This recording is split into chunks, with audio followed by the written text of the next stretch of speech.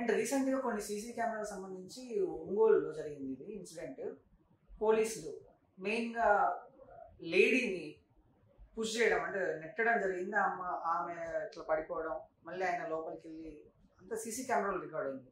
బేసిక్గా ఒక మహిళ మీద ఒక మెన్ పోలీస్ అలా తొయ్యడం కరెక్ట్ అంటారా? ముమ్మాటికి ఎటువంటి అధికారాలు లేవండి. ఆ మహిళ ఎవరైనా కూడా, ఈవెన్ నిందితురాలుగా పిలువబడుతున్న మహిళని అదుపులోకి తీసుకోవాలనుకున్నా కూడా ఒక ఉమెన్ పోలీస్ ఆఫీసర్ సమక్షంలో మాత్రమే వాళ్ళని అదుపులోకి తీసుకోవాలి. అదేవిధంగా రాత్రిపూట పోలీస్ స్టేషన్లో ఉంచకూడదు. 24 గంటల లోపు సంబంధించిన మెజిస్ట్రేట్ వారి ముందు ప్రొడ్యూస్ చేయాలి. అదేవిధంగా వాళ్ళని మహిళలు ఉండే బ్యారెక్కి ఉండే జైలుకి మాత్రమే పంపించాలి అని క్లియర్గా ఉత్తర్వులు పొందుపరుచున్నాయి. అటువంటిది ఇట్లా తోయడము, కొట్టడం అనేది absolutely wrong, violation of human right. అంటే ఇప్పుడు ఇక్కడ ఇంకో అభియోగం కూడా వినిపిస్తుంది. డ్యూటీలో ఉన్న పోలీస్ ఆఫీసర్ని డ్యూటీ చేయకుండా అడ్డుకుంది కాబట్టి అది చేశామని కూడా చెప్తున్నారు పోలీసు. ఎగ్జాక్ట్లీ చేసింది.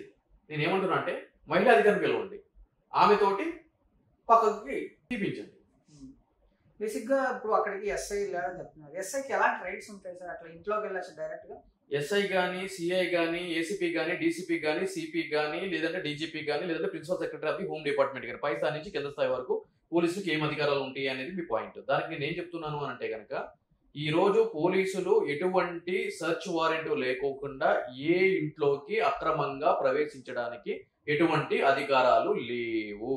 అది ప్రతి ఒక్కరు గుర్తుపెట్టుకోవాల్సిన అవసరం. అదేవిధంగా ఏ యొక్క నేరం అభియోగంతో లేదంటే కనుక నేరం చేశాడు తద్వారా కేసు రిజిస్టర్ అయ్యింది అనేటువంటి అభియోగంతో కూడా ఎవరైనా ఒక వ్యక్తిని అరెస్ట్ చేయాలి అని అంటే కనుక, ఆడ వ్యక్తిని అరెస్ట్ చేయాలి అని అంటే కనుక మహిళా పోలీస్ అధికారి ఉండాలి. ఎందుకు అరెస్ట్ చేస్తున్నాము, ఏ కేసు అరెస్ట్ చేస్తున్నాము అని చెప్పి దానికి సంబంధించిన సమాచారం సదరు నిందితుడిగా పిలువబడుతున్న వ్యక్తికి అందజేసి, అదేవిధంగా కుటుంబ సభ్యులకు కానీ, బంధువులకు కానీ, తెలిసిన వాళ్ళకి కానీ ఆ యొక్క సమాచారాన్ని అందజేసి వాళ్ళతోటి సంతకం పెట్టుకున్న తర్వాత ఆ యొక్క వ్యక్తిని అదుపులోకి తీసుకోవాలి అని చెప్పి చట్టం చెప్తుంది. ఎటువంటి నేరం చేసినా ఆ నిందితుడిగా పిలువబడుతున్న వ్యక్తిని కొట్టడానికి ఎవరికి ఎటువంటి అధికారాలు లేవు అని చెప్పి కూడా క్లియర్గా చట్టం పొందుపరిచి ఉంది. అదేవిధంగా ఒక నిందితుడిని పోలీస్ స్టేషన్లో ఈ నేరం చేశావు అని చెప్పి బలవంతంగా ఒప్పించి నేర ఒప్పంద పత్రం అని చెప్పి దాని మీద సంతకాలు చేపిస్తే అది కోర్టులో సాక్ష్యంగా నిలబడదు అని చెప్పి కూడా చట్టం చెప్తుంది. రైట్ ఎగ్నెస్ట్ సెల్ఫ్ ఇంక్రిమినేషన్ అని చెప్పని. అదేవిధంగా అరెస్ట్ చేసిన వ్యక్తిని 24 గంటలు దాటకుండా సంబంధించిన కోర్టులో ప్రవేశపెట్టాలి అని చెప్పి చట్టం చెప్తుంది.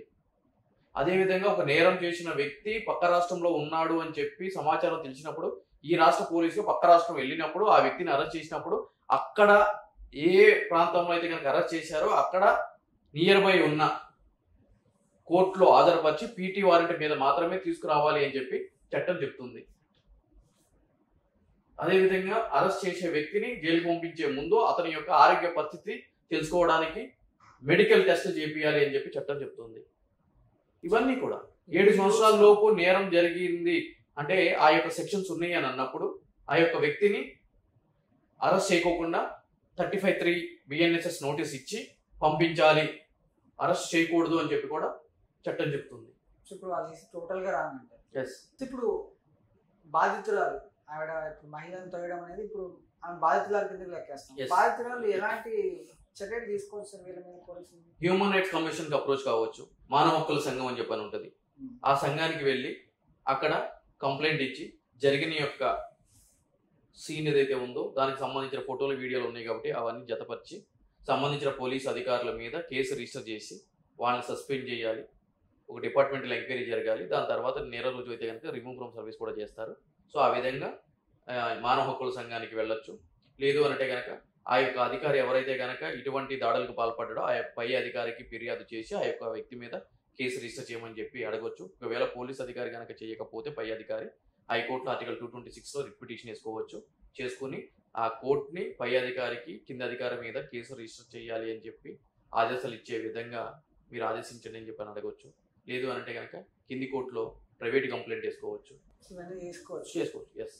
సో బేసిక్గా చాలా మందికి పోలీసుల మీద కానీ మన జ్యుడిషియరీ మీద కానీ అంత అవగాహన ఉండదు సామాన్య ప్రజలకు. అవగాహన లేకపోవడం వల్ల ఇలాంటి ఇన్సిడెంట్ చాలా జరుగుతున్నాయి. మొన్న తెనాలి ఇన్సిడెంట్ కానీ ఇప్పుడు ఒంగోలు ఇన్సిడెంట్ కానీ ఇన్సిడెంట్ అన్ని ఎక్కువ ఎందుకు జరుగుతున్నాయంటే అవగాహన లేకపోవడం వల్ల. అండ్ 41A నోటీస్ వచ్చింది, 41A నోటీస్ ఇచ్చారంటే కూడా భయపడిపోతుంటారు కొంతమంది సామాన్య ప్రజలు. ఈ 41A నోటీస్ ఎందుకు ఇస్తారు? 41A నోటీసు అనేది సిఆర్పిసి అంతకు ముందు ఉండే చట్టం. సో గత సంవత్సరం జూలై తర్వాత నుంచి కూడా కొత్త చట్టాలు అనేవి అమల్లోకి రావడం జరిగింది. ఆ యొక్క 41A సిఆర్పిసి నోటీసే ఇప్పుడు 35(3) BNSS నోటీస్ అయ్యింది. అదే నోటీసు ఇప్పుడు 35(3) BNSS నోటీస్ అని చెప్పి అంటున్నాం. అది ఎందుకు ఇస్తారు అంటే కనుక 7 సంవత్సరాల లోపు శిక్ష పడే సెక్షన్స్ ఉన్న కేసులో అరెస్ట్ అవసరం లేదు, మేము పిలిచినప్పుడు మా ముందుకు వచ్చి మా యొక్క విచారణకు సహకరించాలి అని చెప్పని ఇచ్చే నోటీసే 41A notice. So 41A notice ఇచ్చిన తర్వాత అరెస్ట్ చేసే అధికారం ఉంటుందా పోలీసు? 41A నోటీస్ ఇచ్చిన తర్వాత విచారణకు గనక నిందితుడు సహకరించకపోతే సంబంధించిన మెజిస్ట్రేట్ వారి ఉత్తర్వులతోటి అరెస్ట్ చేయొచ్చు. సో ఒకవేళ 41A నోటీస్ ఇచ్చారు, మీరు అన్నట్టు హాజరు అవ్వలేదు అలా అని చెప్పి పోలీస్ స్టేషన్కి వెళ్ళలేదు, దానికి సంబంధించినటువంటి ఎలాంటి రెస్పాన్స్ లేదు, ఆయన కనిపించట్లేదు, అలాంటి పోలీసులు ఎలాంటి యాక్షన్ తీసుకుంటారు? ఎగ్జాక్ట్లీ అదే చెప్తున్నా కదండి. ఆ సంబంధించిన మెజిస్ట్రేట్ వారి దగ్గర నుంచి కూడా అరెస్ట్ చేయడానికి మాకు ఉత్తర్వులు ఇవ్వండి అని చెప్పని ఉత్తర్వులు కాపీ తీసుకుని వచ్చి అరెస్ట్ చేయొచ్చు. రిమాండ్ విధించే అవకాశాలు ఉంటాయి. ఎస్, రిమాండ్ విధించే అవకాశాలు ఉంటాయి. సో రిమాండ్ లో ఉన్న వ్యక్తిని కొట్టే అధికారం ఉంటుందా పోలీసులకి? అంటే రిమాండ్ లో ఉన్నా లేకపోయినా అరెస్ట్ చేసినా కూడా కొట్టే అధికారం లేదండి. థర్డ్ డిగ్రీ ఉపయోగించే అధికారం కూడా లేదు. ఇన్వెస్టిగేషన్ లో భాగంగా ఈ ఇన్వెస్టిగేషన్ అయినా కూడా లేదు. అందుగురించే కదా పాలిగ్రఫీ టెస్ట్ వచ్చినాయి తెర మీదకి. పాతకాలంలో ఏం చేసేవాళ్ళు? థర్డ్ డిగ్రీలు ఉపయోగించేటోళ్ళు, వేళ్ళు పీకేటోళ్ళు, గోళ్ళు పీకేటోళ్ళు, అది చేసేటోళ్ళు, ఇది చేసేటోళ్ళు. ఇప్పుడు అది లేదు కదా.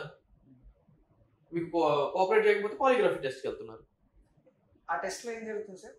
ఆ టెస్ట్ ఏం జరుగుతుంది అంటే కనుక నిజం బయటకు వస్తుంది మెడికల్గా. ఒక అన్కాన్షియస్నెస్ స్టేట్ ఆఫ్ మైండ్కి పర్సన్ తీసుకుని వెళ్ళి వీళ్ళు క్వశ్చన్స్ అడుగుతారు, అతను చెప్పేది నిజమా అబద్ధమా అని చెప్పని ఆ యొక్క గ్రాఫ్లో చెక్ చేస్తూ ఉంటారు. ఓకే, అంటే మన మైండ్ లో ఛాన్సెస్ బట్టి ఎగ్జాక్ట్లీ. అంటే ఎప్పుడైనా సరే గుర్తుపెట్టుకోండి, మెడికల్ గా సైన్స్ గా మనం ప్రూవ్ అయ్యేది ఏంటంటే మనము అబద్ధం చెబుతున్నప్పుడు మన యొక్క రక్త ప్రసరణలో వేగం పెరుగుతుంది. నిజం చెప్తున్నప్పుడు యాజ్ యూజువల్ గా ప్రసరణ అనేది జరుగుతూ ఉంటుంది. సో ఆ రక్త ప్రసరణనే అక్కడ చూపిస్తూ ఉంటుంది. సో నువ్వు హత్య చేసావు, నేను చేయలేదంటే అబద్ధం చెప్తాను, రక్త ప్రసరణ హెవీగా ఉంటుంది. సో అక్కడ బీప్స్ వస్తుంది. Simple thought. సో మహిళలకి సంబంధించి ఇప్పుడు ఇన్సిడెంట్ అయిన తర్వాత మహిళా పోలీసులు ఉన్నారు, తీసుకెళ్ళాలి, ఓకే. అంటే కొంతమంది చాలా మందికి కోర్టులు కానీ ఈ జ్యుడిషియరీ సిస్టమ్ కానీ మహిళలకే ఎక్కువ హక్కులు కల్పించింది కానీ పురుషులకి తక్కువ హక్కులు ఉన్నాయని చెప్పేసి అనుకుంటుంటారు. ఇది వాస్తవం అంటారా? అనుకోవడం కాదు, నిజమే. అది నిజం. మహిళలకి కొన్ని ప్రత్యేకమైన చట్టాలు కల్పించబడటం జరిగింది. ఇంకోటి ఏంటంటే రీసెంట్ గా ఈ కల్పిక అనే హీరోయిన్ సంబంధించి పబ్బు ఇన్సిడెంట్ కూడా చాలా వైరల్ అయింది. అంటే ఆమెని పబ్లో బిల్ కట్టలేదని చెప్పేసి వాళ్ళు అన్నారని చెప్పడం, ఈమె నేను కడుతున్నా కూడా వాళ్ళు ఏదో బ్యాడ్ వర్డ్స్ యూజ్ చేయడం, ప్రాస్టిట్యూట్ అన్నారు, అది ఇది రకరకాలుగా ఇది నడిచింది. అంటే పబ్బు లైసెన్స్ ఎట్లా వస్తుంది సార్? పబ్బు లైసెన్స్ అంటే కనుక ఇక్కడ ఏం జరుగుతుంది అంటే కనుక బార్ అండ్ రెస్టారెంట్కి సంబంధించి అంటే మద్యం అమ్మాలి అని అంటే కనుక లిక్కర్ లైసెన్స్ అనేది తీసుకోవాలి. లిక్కర్ లైసెన్స్ తీసుకున్న తర్వాత ఫుడ్కి సంబంధించి కూడా కన్సల్ట్ మున్సిపాలిటీలో ఉన్న ఫుడ్ ఇన్స్పెక్టర్స్ వాళ్ళందరూ ఇన్స్పెక్ట్ చేసి ఆ లైసెన్స్ అనేది ఇస్తూ ఉంటారు. దానికి సంబంధించి రాష్ట్ర ప్రభుత్వం 2 సంవత్సరాలకి ఒకసారి నోటిఫికేషన్ అనేది ఉంటుంది. దానికి రెన్యువల్ ఫీజు అనేది కడతా ఉంటారు. ఈ లిక్కర్ లైసెన్స్కి సంబంధించి 50 లక్షలు, 1.5 కోట్లు, 2 కోట్లు ఆ విధంగా పెద్ద స్థాయిలో అమౌంట్ అనేది ఉండటం జరుగుతుంది. ఒకసారి ఆ లైసెన్స్ ఇచ్చిన తర్వాత లిక్కర్ లైసెన్సు, అదేవిధంగా ఫుడ్కి సంబంధించిన ఈ ఫుడ్ లైసెన్సు, అదేవిధంగా లేబర్ లైసెన్సు, అదేవిధంగా ట్రేడ్ లైసెన్సు, ఇవన్నీ ఇచ్చిన తర్వాత ఫైర్ నుంచి NOC నో అబ్జెక్షన్ సర్టిఫికేట్, అదేవిధంగా లోకల్ పోలీస్ స్టేషన్ నుంచి క్లియరెన్స్ సర్టిఫికేట్, ఇవన్నీ కావాలి పప్పు పెట్టాలంటే. ఇవన్నీ ఇచ్చిన తర్వాత ఏం జరుగుతుంది అని అంటే కనుక ఎప్పటికప్పుడు సంబంధించిన అధికారులు ఇన్స్పెక్షన్ చేయడం మ్యాండేటరీ. అంటే ఎక్సైజ్ అధికారులు వాళ్ళు ఏ మందు ఎన్ని లీటర్లు అమ్మడానికి అనుమతి ఇచ్చారు, ఇన్స్పెక్ట్ చేసినప్పుడు విదేశీ మద్యం అమ్ముతున్నారా లేదు అంటే కనుక వీళ్ళు అనుమతి ఇచ్చిన మద్యం అమ్ముతున్నారా అని చెప్పని చెక్ చేయాల్సిన బాధ్యత ఎవరిది ఉంటుంది అని అంటే కనుక సంబంధించిన అధికారులది ఉంటుంది, అండ్ ఎక్సైజ్ అధికారులది. ఈ కల్పిత హీరోయిన్ విషయంలో కూడా నైట్ పోలీసులకి ఫోన్ చేసిన తర్వాత ఇక్కడ పబ్బు బిల్లు కట్టట్లేదని చెప్పి కాల్ చేసాం పబ్బు ఓనర్స్ అని చెప్పి పోలీసు వాళ్ళు రావడం జరిగింది. పోలీసు వాళ్ళు వస్తున్నప్పుడు ఈ కల్పిక హీరోయిన్ నేను లేడీ పోలీసులు కావాలని చెప్పి చెప్పడం జరిగింది. అప్పుడు లేడీ పోలీసులు రాలేదు. మరి ఇక్కడ లేడీ పోలీసులు అనే వాళ్ళు నైట్ టైం వర్క్ చేయరా? చేస్తారు కదా, ఉంటారు పోలీస్ స్టేషన్ లో నైట్ కూడా వర్క్ చేస్తారు.